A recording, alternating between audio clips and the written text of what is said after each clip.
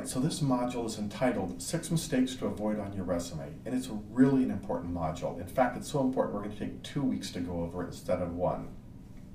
Now, let me start by apologizing. As a teacher, I don't like focusing on the negative. I'd much rather do a module on 5 awesome things to do on your resume, or 20 ways to make your resume magically leap to the top of the pile with, with pixie dust and fairies or something like that. But the fact is, the resume process tends to be a very negative process, and here's what I mean by that.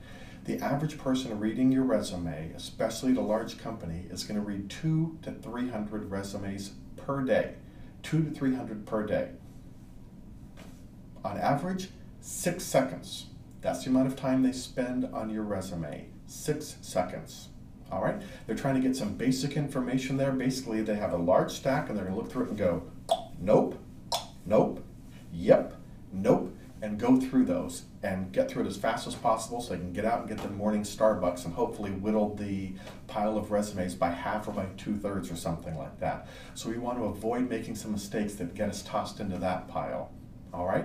We'll talk about some other things because the fact is, even when they read it maybe a second time, maybe they're going to spend a minute, 2 minutes, something like that. So we've got to take stuff that you have that's great and wonderful and awesome about you and make sure we present it in a way so that it gets read and so that you stay in this stack for as long as possible, hopefully to the very end, rather than getting tossed into that stack. Okay? So let's get started with our 6 mistakes. And the first mistake is, and I think most of you figured that out, not that hard, don't screw up, okay? Don't screw up the basics. And by that, what I mean is your resume is going to get glanced at by someone. Don't have something so glaring that in a second or two, they look at your resume and basically go, yeah, right, not going to happen, and toss your resume into the pile, okay?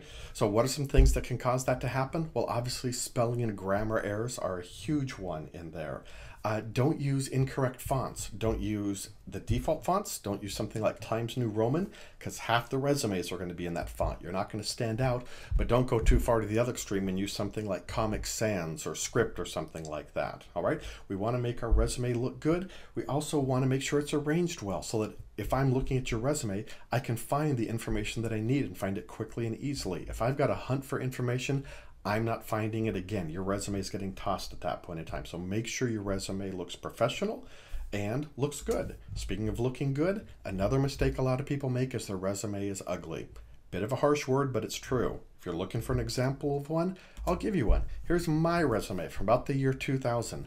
Ugly. Go ahead and say it. You're not going to hurt my feelings. All right. It's ugly. You've got big margins on the left side. You've got no formatting whatsoever. It's not organized in any way to draw your attention to stuff. No use of formatting. It's a bad looking resume.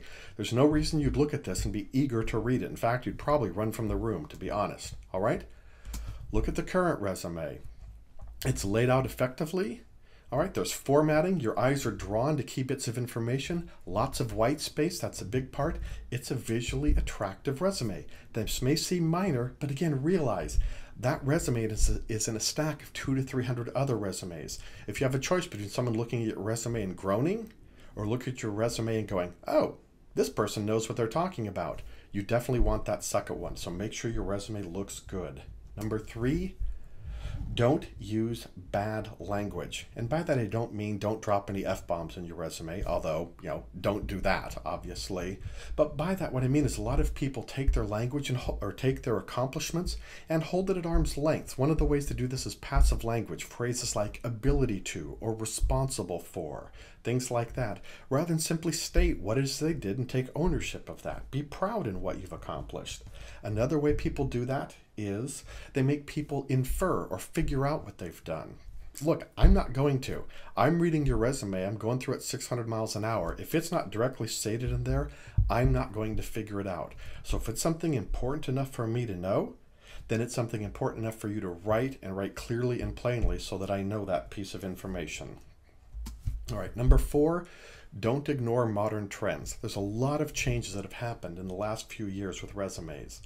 Now, the nice thing about this is we're going to cover these in class. Some of the issues that have happened, should you have an objective statement or not? How long should it be? Should I include my job responsibilities or should I include value statements or achievements? We'll cover a lot of this in class. Also, it's a great idea to go out and get different perspectives. Go look at different websites that are out there, research it, and figure out what exactly does a modern effective resume look like and contain.